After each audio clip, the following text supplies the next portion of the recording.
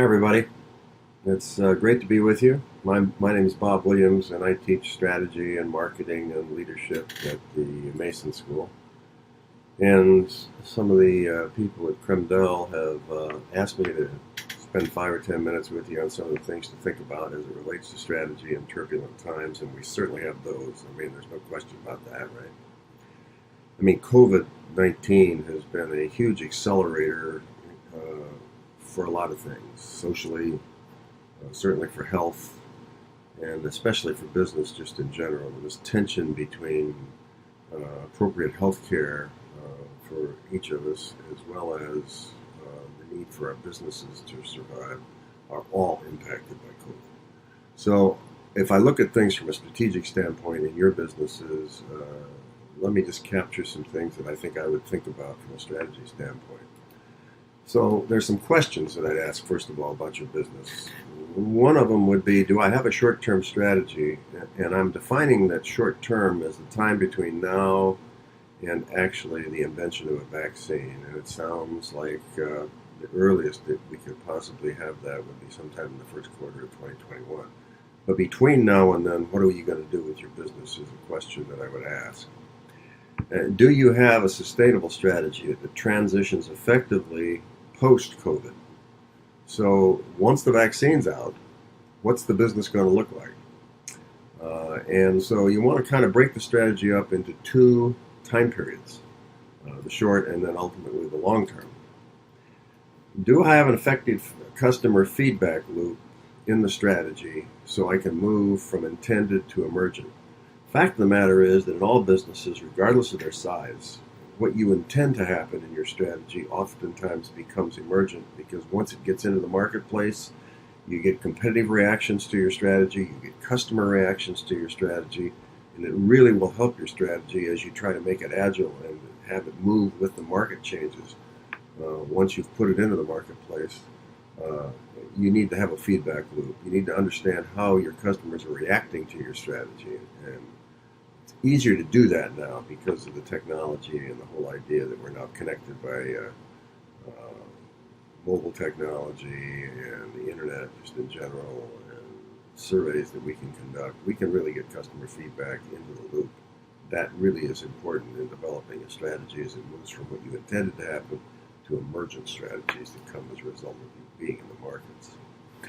Have you thought about contingency plans based on scenario strategies? Scenario strategies are basically, once you've developed your strategy for your business, both short and the long term, you should do some what if questioning of it. What if this happens? What am I going to do about that? What if that happens?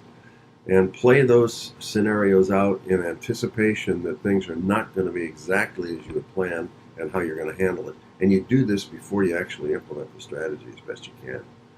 And that allows you to adapt to your market and any competitive shifts that are caused as a result of a competitor responding to your strategy in the market.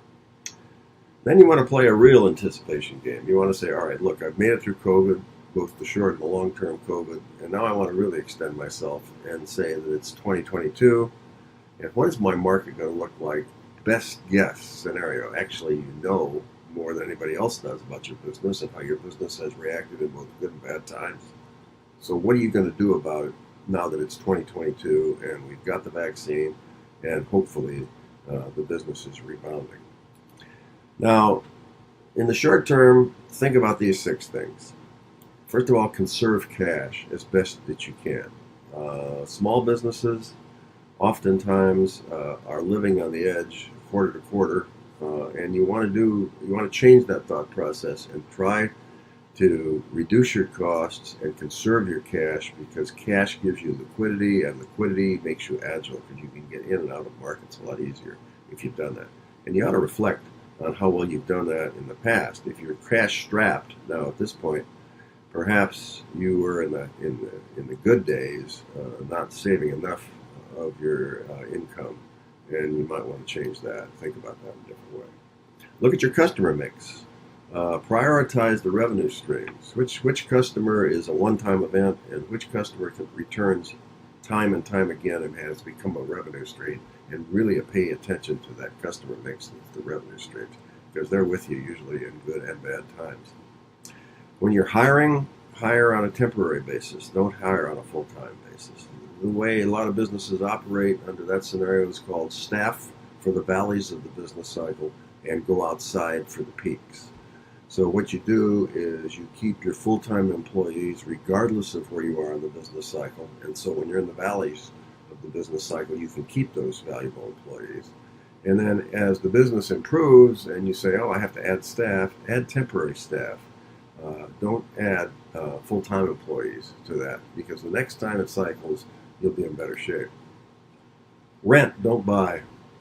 Buy, in many cases, really cash straps you. If you rent, there's a term for leases, there's a term for cars, there's a term that if you plan over that time period, you can keep flexible. And the objective would be, and this is rough, but I would say try to save 16 to 20% of the revenue that you generate every month.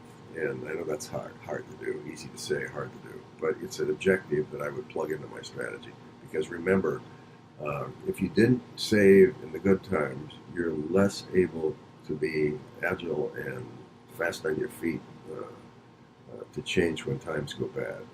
Cash gives you that option. And then, of course, reduce debt.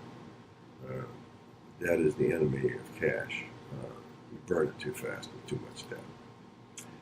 Pick markets to serve where you have competitive advantages. And by competitive advantage, where you're the low-cost provider, where you have focused your resources, which are by definition scarce, on markets where you can really compete effectively and create, finally, differential value.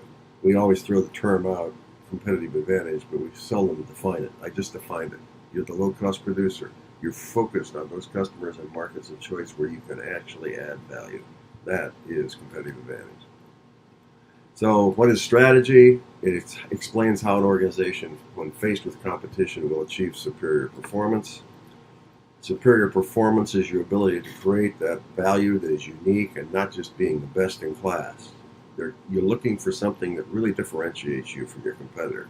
They all want to be the best. Uniqueness really comes from understanding the structure of the markets.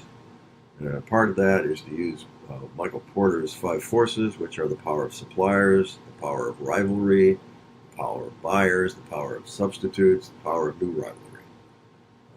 And if you think about those 5 forces, what you're really trying to do is build a strategy that minimizes them. Every time, individually or collectively, those forces gain power, your ROI goes down.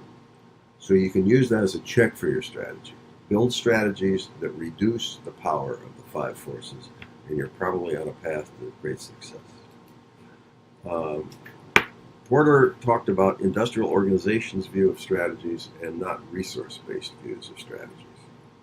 His belief is, and I think he's right, is that in the industrial organization view of strategy, you think about what the market and how it characterizes itself in structuring profit. How do people that compete in a market make money? And then you build it using the 5 forces, build the strategy using the 5 forces sensitive to the market-backed thinking. The resource-based view is a view that says, this is what I have, who needs it? And that's not as optimal in building a strategy as understanding the market, how people make money in that market, and then building your businesses in order to deliver superior value. So you want to think about strategy that way. So that's very briefly a lot of information in a short period of time, some of which is common sense, and some of which gives you some mechanisms by which you can build strategies, i.e. Porter's 5 forces, and thinking about your business as an industrial organization view versus the resource-based view. I look forward to any thoughts you might have, any questions that you might have, and I wish you the best in some very difficult times right now that everybody's going through, but we've gone through difficult times before, and we will survive. So thanks very much for your attention, and let's go to Q&A.